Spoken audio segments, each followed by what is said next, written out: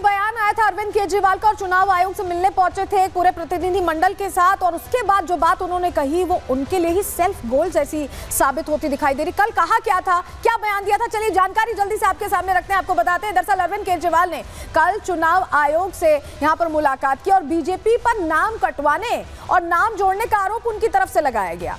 22 दिनों में 5500 वोट काटने का आरोप वो लगा रहे थे कि 5500 वोट काटे गए हैं और 13,000 नए वोट बनने के लिए आवेदन भी दे दिए गए हैं। यह भी आंकड़ा उनकी तरफ से रखा गया। 15 दिन में 13,000 लोग कहां से आए, यह सवाल उनका था जो वो चुनाव आयोग के सामने रख रहे थे। 18.5% वोट की धांधली का भी आरोप, ऐसे में उन्होंने गंभीर आरोप लगाया और कहा कि यूपी बिहार से लोगों को लाकर फर्जी वोट बनवाया जा रहा है। इस तरह की बात उनकी तरफ से कह दी गई, जिसके बाद बीजेपी ने इसे सम्मान से जोड़ा है और यही वजह कि बड़े स्तर पर प्रदर्शन हुआ है। अरविंद केजरीवाल ने कहा क्या, पहले वो भी सुन लीजिए जरा। 15 दिसंबर से कल तक 13,000 नए वोट बनने के लिए 1 लाख वोट की असेंबली है, छोटी सी असेंबली है, उसमें 13,000 नए लोग कहां से आ गए? 15 दिन में कहां से आ गए? पिछले 15 दिन में 13,000 नए वोट बनने की एप्लीकेशन आई है। जाहिर तौर पे ये यूपी और बिहार से ला के, यूपी आसपास के स्टेट से ला के फर्जी वोट बनवा रहे हैं ये लोग। 23,000 ये और 5,500 ये 18.5% वोट अगर किसी विधानसभा की इधर से उधर कर दी जाएंगी तो फिर चुनाव थोड़ी है, फिर तो केवल तमाशा है, नाटक है। तो देखिए, अरविंद केजरीवाल ने कहा कि यूपी बिहार से लोगों को ला लाकर यहाँ पर फर्जी वोटर बनाए जा रहे हैं और ये विधानसभा चुनाव के साथ खिलवाड़ है। ऐसे में बीजेपी के राष्ट्रीय अध्यक्ष जेपी नड्डा ने इस पर तुरंत सवाल किया। उन्होंने ट्वीट किया। ट्वीट में क्या लिखा, चलिए आपको बताते हैं। बीजेपी अध्यक्ष ने केजरीवाल के बयान पर ट्वीट किया और ट्वीट कर लिखा कि एक तरह से यूपी बिहार के सम्मान से इसे जोड़ा, क्योंकि बयान में सीधे सीधे यूपी बिहार का जिक्र कैसे अरविंद केजरीवाल ने किया था, आपने सुना। उन्होंने कहा कि 10 सालों में आपदा बनकर भ्रष्टाचार का पहाड़ खड़ा किया। अरविंद केजरीवाल को हार का डर सताने लगा, उन्होंने इसे हार के डर से भी जोड़ा और बौखलाकर यूपी बिहार के लोगों पर अनर्गल बयान दे रहे हैं। यूपी बिहार के लोगों को फर्जी वोटर कहकर अपमान किया जा रहा है। जेपी नड्डा ने यह भी अपने ट्वीट में लिखा और कहा कि जनता सत्ता से उखाड़कर उन्हें इसका जवाब जरूर देगी। यानी सम्मान से जोड़कर सीधे सीधे यहां पर बता दिया उन्होंने कि इसे सम्मान से जोड़कर वो देख रहे हैं और जनता जवाब देगी। और उस पर वार पलटवार कैसे हो रहा है, कैसे बीजेपी के और नेता जो बिहार और यूपी के बड़े चेहरे हैं अब वो मैदान में आ गए हैं, सवाल पूछ रहे हैं, सुनिए जरा। फर्जी जिस थाली में खाता है उसी में छेद करता है। जिसने अन्ना हजारे को धोखा दिया, दिल्ली को धोखा दिया, ये बिहार यूपी और पूर्वांचलियों को धोखा दिया, टेम्पो वाले को धोखा दिया, 3 व्हीलर वालों को धोखा दिया। ये जिसने कहा कि जमुना साफ 25 तक नहीं कराऊंगा, वोट नहीं मांगूंगा, आज वोट मांगने के लिए दर दर भटक रहा है। ये धोखेबाज है, अपने बातों पे नहीं रहता। और बिहारियों को कह रहे हैं फर्जी, यूपी वालों को कह रहे हैं फर्जी, पूर्वांचलियों को कह रहे हैं फर्जी। फर्जी वोट, यही फर्जी वोटर केजरीवाल जी आपको मुख्यमंत्री बनाया था। पहले अरविंद केजरीवाल ने कोविड में हम लोगों को, हमारे उत्तर प्रदेश बिहार के लोगों को झूठी अफवाह फैला करके आनंद विहार भेज करके मौत के मुंह में ढकेलने की कोशिश की। 2025 आते आते इन्होंने फर्जी वोटर बता दिया।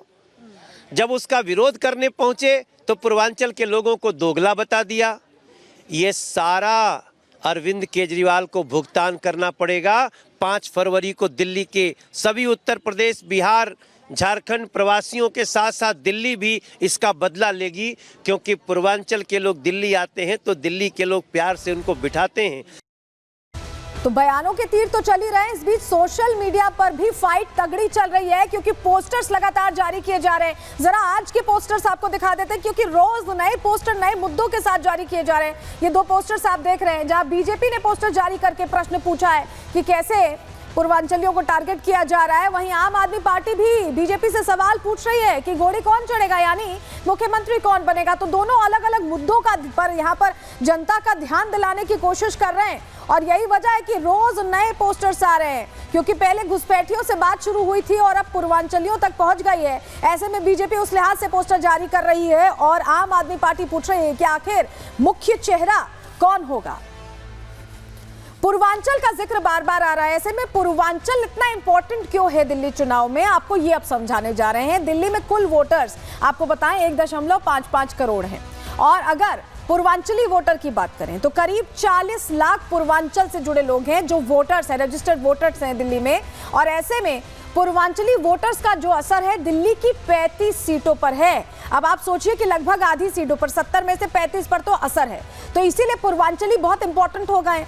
पूर्वांचली वोटर निर्णायक कहां है? 35 सीटें हैं जहां पर उनका असर तो है, लेकिन निर्णायक भूमिका में 15 सीटों पर आते हैं। तो इन 15 सीटों में कहीं कोई दिक्कत ना आ जाए, इसको लेकर यहां जोर आजमाइश हो रही है। और यही वजह है कि बार बार सवाल भी पूछे जा रहे हैं अरविंद केजरीवाल के बयान के बाद। लेकिन कल का बयान था, आज अरविंद केजरीवाल फिर मैदान में आए, उनकी तरफ से क्या कहा गया और कैसे वीरेंद्र सचदेवा ने फिर से सवाल पूछा, वो भी अब आपको सुनवा देते हैं। बीजेपी धरना पार्टी बन गई है। रोज इनके लिए मैं सोच रहा हूँ एक टेंट लगवा देता हूँ बाहर, मेरे घर के बाहर, और परमानेंटली ये भी 100-200 आदमी वहाँ बिठा दें। रोज बस बैनर बदल लिया करें कि आज इसके लिए धरना कर रहे हैं, आज उसके लिए धरना कर रहे हैं। इनके जैसे झूठे और दोगले लोग नहीं हैं। कल मैं इलेक्शन कमीशन किस लिए गया था? इलेक्शन कमीशन इसलिए गया था, इलेक्शन कमीशन से ये शिकायत करने कि रोहिंग्या का बहाना बना के पूरी दिल्ली के अंदर भारतीय जनता पार्टी पूर्वांचलियों के और दलितों के वोट कटवा रही है। सत्ता हाथ से निकल रही है तो जिस तरह की भाषा का वो प्रयोग कर रहे हैं उससे लगता है कि वो मानसिक संतुलन खो चुके हैं कि अपनी सत्ता खोने का बदला दिल्ली वालों से मत लीजिए। आपको गाली देनी है, आप वीरेंद्र सचदेवा को गाली दीजिए। आपको बीजेपी को कोसना है, कोस लीजिए, पर इस दिल्ली को बर्बाद मत कीजिए। इसमें सांप्रदायिक तनाव मत बढ़ाइए, इसमें जाति बिरादरी को गाली मत दीजिए। लेकिन जिस तरह से कल आपने हमारे पूर्वांचल के भाई बहनों को फर्जी वोटर कहकर पूरे पूर्वांचल समाज का जो नाम खराब किया है, बदनाम किया है, वो बेहद निंदनीय है। तो सुन रहे हैं आप, वार पलटवार तो चल रहा है, लेकिन 15 ऐसी सीटें जहां सीधा असर है। कहां कौन कौन सी सीटें, चलिए जल्दी से आपको बता देते हैं। करावल नगर, इसके अलावा बुराड़ी में भी यहां पर पूर्वांचली वोटर्स यहां पर निर्णायक है। पटपड़गंज की बात करें, लक्ष्मी नगर की बात करें, ये वो इलाके हैं जहां सबसे ज्यादा असर हो सकता है। उत्तम नगर, मॉडल टाउन, बदरपुर और पालम में भी यहाँ पूर्वांचली वोटर निर्णायक है। इसके अलावा द्वारका, विकासपुरी, राजेंद्र नगर और देवली भी ये वो सीट है जो असर दे सकती है। और ऐसे में इस पर खासी निगाहें, इस पर खासा ध्यान यहाँ पर तमाम पार्टियों का है। आम आदमी पार्टी समेत बीजेपी और कांग्रेस भी इस पर निगाह टिकाए हुए, क्योंकि पूर्वांचली वोटर्स इस बार किंग मेकर की भूमिका में हैं।